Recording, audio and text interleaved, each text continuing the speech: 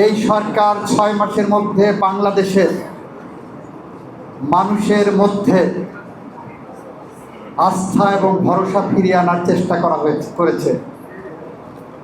এই সরকার দায়িত্ব নেওয়ার পরে আপনারা দেখেছেন ইরান যুদ্ধে গোটা বিশ্ব যখন বিপর্যস্ত, আমেরিকাতে প্রতি লিটারে তেলের দাম বেড়েছে $5, মানে 500 টাকা প্রতি গ্যালনে বেড়েছে। ওখানে সিঙ্গাপুরে বেড়েছে, পার্শ্ববর্তী দেশে বেড়েছে। পৃথিবীর এমন কোনো দেশ নাই যে তেলের দাম বাড়েনি। আমরা চেষ্টা করেছি সব শেষে যে তেলের দাম বাড়ানোর। গ্যাস আসতে দেওয়া হচ্ছে না। এলএনজি গ্যাস আনা হতো যে সমস্ত দেশ থেকে, হরমুজ প্রণালী, ওখানে জাহাজ আসতে পারছি না, জ্বালানি আসতে পারছি না। এত কিছুর মধ্যেও আমরা চেষ্টা করছি ঘুরে দাঁড়ানোর এবং ঘুরে দাঁড়িয়েছি। আমাদের মাননীয় প্রধানমন্ত্রী বলেছেন, একদিকে যারা হেরিকেন সামনে নিয়ে গ্যাস বিদ্যুৎ দাবিতে মিছিল করছেন, পিছনে ইলেকট্রিক কানেকশন নিয়ে ফ্যানের বাতাস খাচ্ছেন। এটা হলো বাস্তবতা। আমরা বলেছিলাম নির্বাচনের মাঠে কৃষি কার্ড ইস্যু করা হবে, কৃষক কার্ড। দায়িত্ব নেওয়ার পরে আমরা কৃষক কার্ড চালু করেছি। ইনশাল্লাহ সমস্ত কৃষকের হাতে পর্যায়ক্রমিকভাবে আমরা কৃষক কার্ড তুলে দেব।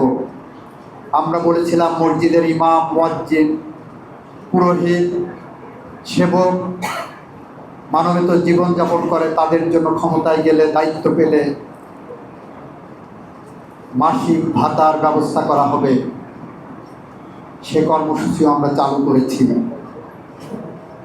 আমরা যা কথা বলেছি, আমাদের কালির দাগ মুছে যাওয়ার আগেই আমরা সেটা রক্ষা করেছি। আমরা জাতির সামনে প্রতিশ্রুতি দিয়েছিলাম, বেগম খালেদা জিয়া যে বাংলাদেশের মানুষের মুক্তির ডাক দিয়েছিলেন, বিগত 17 বছরে জুলাই বিপ্লবের আগ পর্যন্ত সেই ডাকে সাড়া দিয়ে বাংলাদেশের নদী, নালা, খাল, বিল পেরিয়ে মানুষ রাজপথ দখল করেছিল, গাড়ি মুভ করত। ঢাকা শহরের সমস্ত সিগন্যাল বন্ধ করে দিয়ে ট্রাফিক জ্যাম ভরে দেওয়া হতো। আমার মাননীয় প্রধানমন্ত্রী দায়িত্ব নেওয়ার পরে 28টা গাড়ির থেকে কমিয়ে উনি 4টা গাড়িতে নিয়ে এসেছেন। প্রধানমন্ত্রীর কার্যালয়ে প্রধানমন্ত্রীর জন্য দুপুরের লাঞ্চের ব্যবস্থা থাকে, যেটা দেখেছেন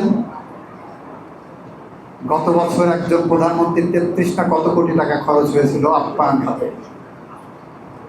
আমার মাননীয় প্রধানমন্ত্রী দায়িত্ব নেওয়ার প্রথম দিন যখন লাঞ্চ আসছে, সে লাঞ্চের দাম শুনে ওনার মাথায় হাত পড়ে গেছে যে এত টাকা দিয়ে লাঞ্চ করব। ওনার সাথে ওনার যারা অফিসের কর্মকর্তারা আছেন তারাও দুপুরে লাঞ্চ খান। উনি নির্ধারণ করেছেন মাননীয় প্রধানমন্ত্রীর জন্য প্রতিদিনের লাঞ্চের টাকা হলো 100 টাকা। 100 টাকার বেশি উনি লাঞ্চ করবেন না। 100 টাকায় কি লাঞ্চ হয় আপনারাও জানেন। এগুলো ছোট ছোট পরিবর্তন।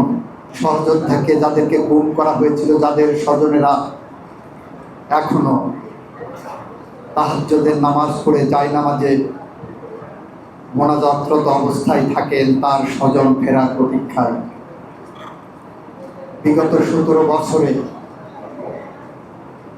বিএনপি করার অপরাধে 60 লক্ষের বেশি বিএনপি নেতাকর্মীর বিরুদ্ধে মিথ্যা গায়েবী মামলা করা হয়েছিল। যে মামলার আসামির তালিকায় এমন ব্যক্তিও ছিলেন যিনি 20 বছর আগে মারা গেছেন। এমন ব্যক্তিও ছিলেন যিনি পবিত্র কাবা শরীফে হজরত অবস্থায় ছিলেন, তাকে গাড়ি পোড়ানোর মামলায় আসামি করা হয়েছিল ঢাকার রাজপথে। এই উপমহাদেশের সব্যসাচী রাজনীতিবিদ মির্জা ফখরুল ইসলাম আলমগীরকে চিনেন।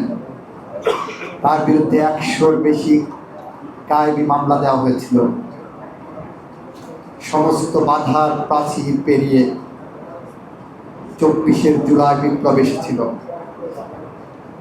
সমস্ত বাধার প্রাচীর পেরিয়ে জেনজি জেনারেশন, এই প্রজন্ম বৈষম্য বিরোধী ছাত্র আন্দোলন যে নামেই আমরা ডাকি না কেন, আমাদেরকে এমন একটি বাংলাদেশ উপহার দিয়ে গেছে যে বাংলাদেশ পেতে আমাদের মাঝ থেকে 1400 মানুষকে হারাতে হয়েছে, যাদেরকে পাখির মতো গুলি করে রাজপথে জুলাই মাসের 20 দিনে 15 দিন এবং আগস্ট মাসের 5 দিন, এই 20 দিনে হত্যা করা হয়েছে। এই বাংলাদেশ উপহার দিতে যে আমরা বলছি সংকট আছে এবং সংকটের সমাধানের উপায়ও আমরা বের করার চেষ্টা করছি নিরন্তরভাবে। আমরা মানুষকে মিথ্যা আশ্বাস দেই না। আমাদের মাননীয় প্রধানমন্ত্রী যতটুকু পারেন ততটুকু দেন, ততটুকু বলেন। আপনার ছোট ছোট কয়েকটি বিষয় দেখেন, পৃথিবীর ইতিহাসে কোন দেশে পাবেন, বাংলাদেশের ইতিহাসে তো নাই। আপনার হাতে ভোটের কালির দাগ মুছে যাওয়ার আগে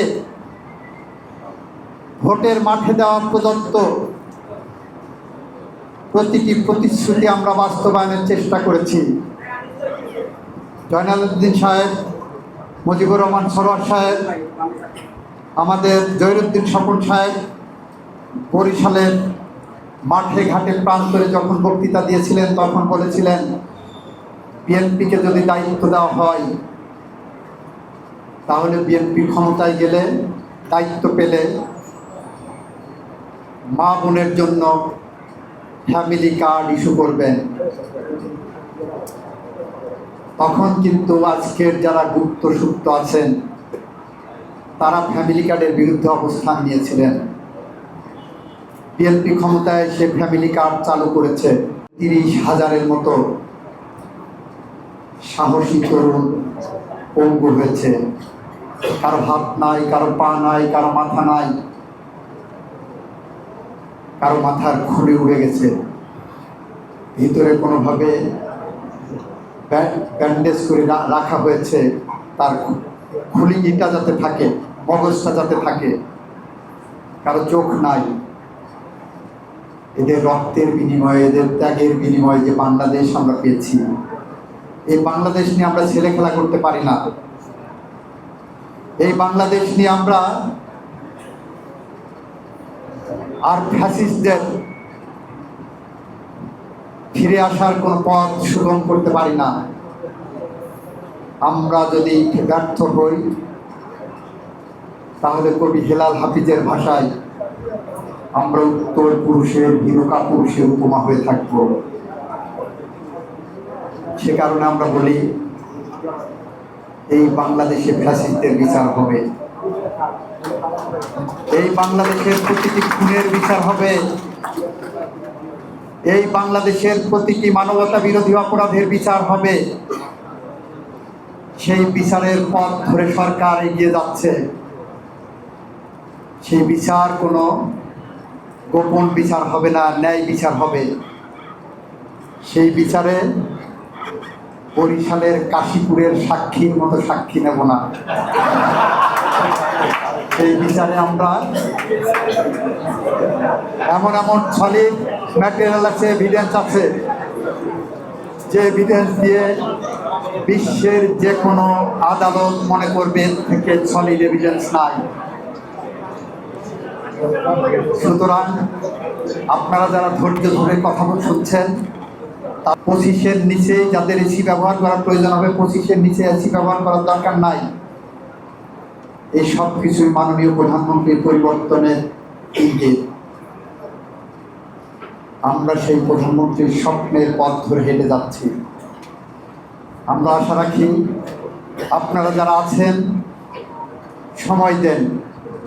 এই বাংলাদেশকে সাম্রাজ্যবাদ, আধিপত্যবাদ, সম্প্রসারণবাদ, নৈরাজ্যবাদের হাত থেকে, কবল থেকে মুক্ত করব এবং সেই স্বপ্নের পথে আপনাদেরকে আমরা আমাদের স্বপ্নের সারথি হিসেবে চেয়েছি। আশা করি সেই স্বপ্নের পথে আপনারা আমাদের স্বপ্নের সারথি হিসেবে থাকবেন এবং সোনার বাংলাদেশ গড়ার জন্য আমাদের পাশে থাকবেন, সেই প্রত্যাশা রেখে সেই প্রত্যয় ব্যক্ত করে আমি আমার কথা শেষ করছি।